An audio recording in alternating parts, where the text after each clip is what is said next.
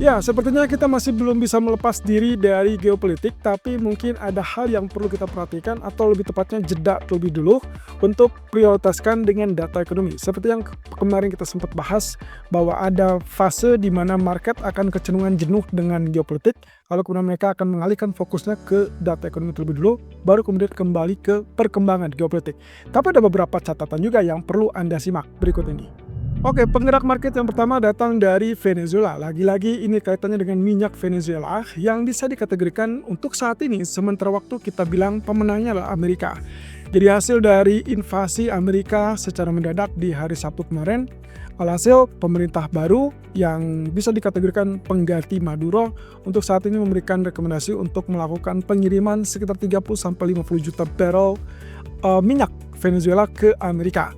Ini berarti tanda-tanda bahwa strategi Trump sepertinya mulai berjalan. Strategi yang mana ya? Ya ini masih termasuk kaitannya dengan cara dia untuk menguasai minyak yang lebih banyak, kemudian juga dengan cara untuk mengendalikan harga minyak global. Yang akhirnya bertujuan kepada inflasi yang lebih rendah supaya nantinya suku bunga terutama untuk Amerika bisa dikategorikan untuk diturunkan kembali. Nah, yang kedua datang dari masalah hubungan Rusia dengan Amerika. Sepertinya kali ini ada sedikit tanda-tanda berbahaya yang saya kategorikan mungkin ini bisa saja menjadi eskalasi kalau seandainya ternyata baik Vladimir Putin ataupun Presiden Trump itu tidak bisa duduk bersama terkait dengan minyak yang disita. Ini kaitannya dengan kapal tanker Rusia yang disita oleh Amerika dan lagi-lagi posisinya ini masih tetap mengaitkan dengan kondisi geopolitik. Dan yang ketiga, lagi-lagi geopolitik, tapi untuk kali ini terlepas dari Amerika yang menguasai Venezuela lalu kemudian mengganggu gangguan pasokan bagi Rusia ataupun bahkan untuk Cina. Kali ini datangnya adalah dari Asia. Ya, setelah beberapa waktu lalu kita sempat bahas, lalu kemudian sempat hilang dari peredaran, tapi kali ini dapat kabar lagi bahwa sepertinya sudah ada keseriusan dari Cina untuk membatasi ekspor ke Jepang. Dan itu akhirnya dipicu atau memicu kekhawatiran bahwa ketegangan keduanya berpotensi kembali meningkat. Ya, kita akan lihat ke depan dari sektor geopolitik ini apakah semua akan terus mengerucut kepada satu arah, yaitu ketegangan yang mungkin semakin meningkat atau justru kembali selesai.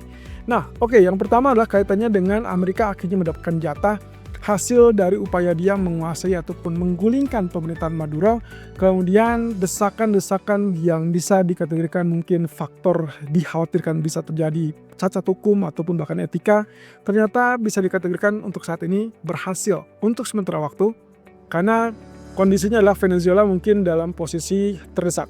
Dan akhirnya Venezuela memutuskan akan mengirim 30-50 juta barrel minyak ke Amerika. Lucunya ini adalah kaitannya dengan beberapa kapal tanker yang sempat dijarah ataupun ya disita ya beberapa waktu sebelum terjadinya serangan Amerika ke Venezuela. Nah, tapi selain itu juga tentunya dengan produksi yang cukup melimpah lalu kemudian akan membantu pasokan atau lebih tepatnya mungkin SPR, cadangan minyak strategis dari Amerika, maka kemungkinannya ini bisa dikategorikan strategi Trump yang sudah muncul tanda-tanda berhasil. Berarti kalau begitu dengan menguasai Venezuela, menguasai minyak Venezuela berarti dia punya jatah minyak yang lebih luas lagi. Dan ya saya rasa ini imbal ataupun timbal balik dari harapannya bahwa perusahaan minyak Amerika bisa melakukan rekonstruksi sektor energi dari Venezuela. Kalau itu yang terjadi berarti otomatis ya dia dapat keuntungan, tapi di sisi lain juga dia bisa mengendalikan harga dengan cara membanjiri pasar seperti yang pernah kita bahas. Jadi kondisinya juga bukan hanya itu, ternyata ada desakan kepada Venezuela untuk menghentikan hubungan dagang dengan Iran, Rusia, dan China. Kalau Anda ingat di hari Senin ataupun bahkan di video fundamental kemarin, saya sempat menyinggung bahwa untuk saat ini yang bisa dikategorikan menegangkan ataupun dicermati oleh para pelaku pasar bukan lagi terkait dengan konteksnya Venezuela secara whole package, tapi kita bicara tentang yang memungkinkan bisa terjadi terkait dengan respon dari Iran, Rusia, ataupun China. Kenapa tiga negara tersebut disinggung? Karena ternyata tiga negara tersebut sebagai atau diketahui sebagai sekutu dari Venezuela, ya bisa dikategorikan juga negara-negara yang identik dengan anti-Amerika dan juga mungkin dikategorikan sebagai musuh Amerika. Nah, ini pula yang sebabnya kalau misalnya kita perhatikan kemarin sempat ada pernyataan bahwa Venezuela sebaiknya hentikan atau kurangi untuk exposure ataupun perdagangan minyak ke negara-negara yang identik dengan label musuh Amerika.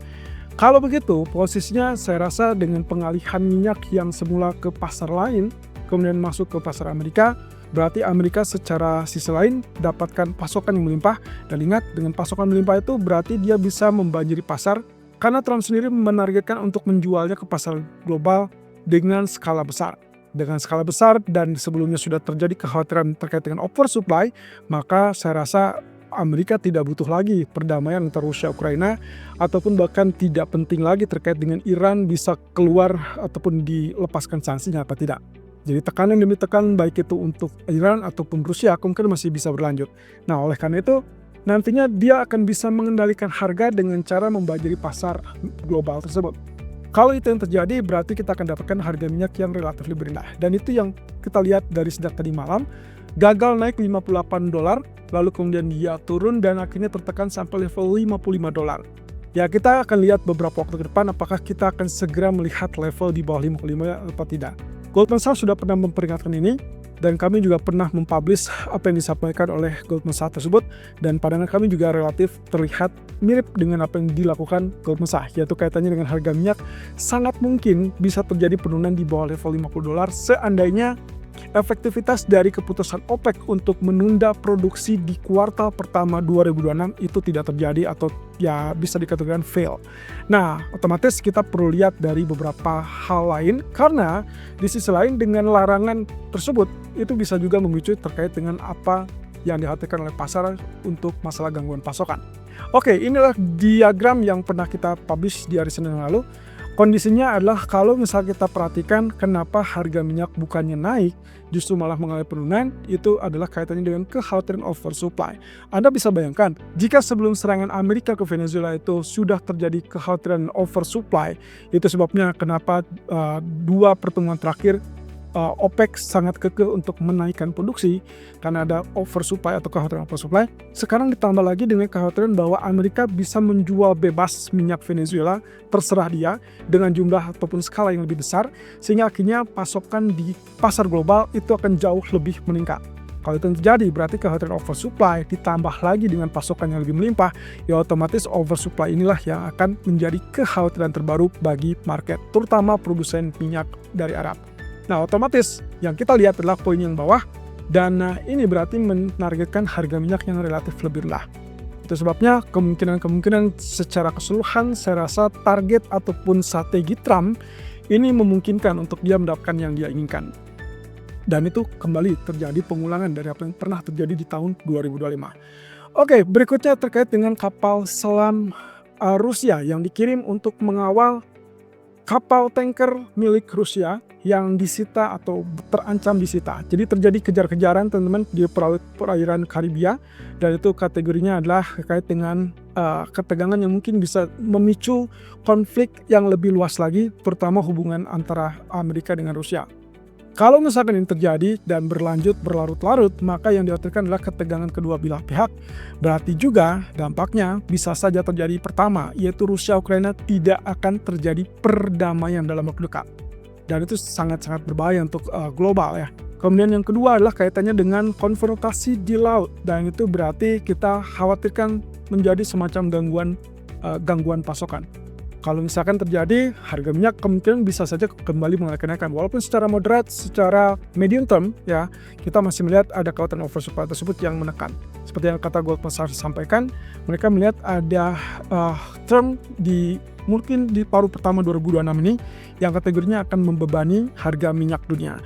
Nah, dampaknya tentunya nanti ke depannya kita akan lihat, sesuaikan lagi apakah inflasi betul-betul turun apa tidak, dan apakah Fed ikut berpengaruh apa tidak. Nah, kemudian dampak berikutnya adalah retaliation atau pembalasan. Aksi balasan ini yang kita tidak inginkan, teman-teman. Tapi kalau itu sampai terjadi, maka Anda harus prepare segala yang terburuk terkait dengan meningkatnya eskalasi geopolitik.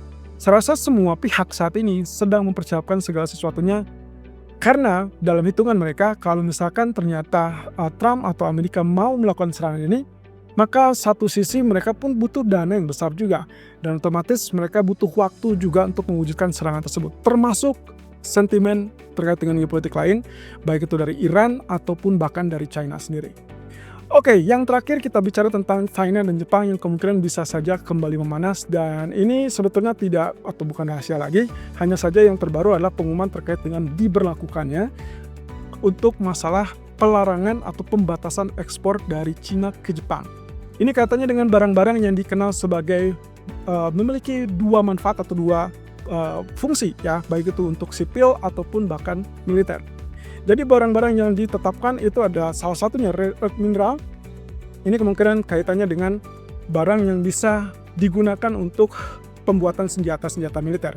Kemudian ada alat mesin canggih, lalu kemudian komponen elektronik, ada sensor, laser, dan juga bahan-bahan lain yang dikategorikan bisa digunakan dalam produksi industri Jepang. Well, saat Jepang berupaya untuk membangkitkan ekonominya, ternyata di sisi lain ada ketegangan ataupun kekhawatiran dari geopolitik, dan itu akan berpotensi mengganggu term ataupun ya kita kaitkan dengan kebijakan dari Takaichi untuk mendorong ekonomi secara massal ataupun secara periodik. Nah, tapi kalau misalkan ini terjadi, maka kita bisa atau kita bisa tebak bahwa kemungkinan akan ada permasalahan dari sisi ekonomi. Apakah itu akan membuat Jepang atau BOJ dalam ini menahan diri untuk menaikkan suku bunga? Ya, kita belum bisa lihat ke sana, tapi mungkin dalam seiring waktu kita akan lihat respon atau reaksi marketnya akan seperti apa. Tapi untuk sementara waktu ini, ketegangan di Asia itu bisa berpotensi membayangi atau menekan kepada Hang Seng ataupun Nikkei. Oke, data ekonomi hari ini.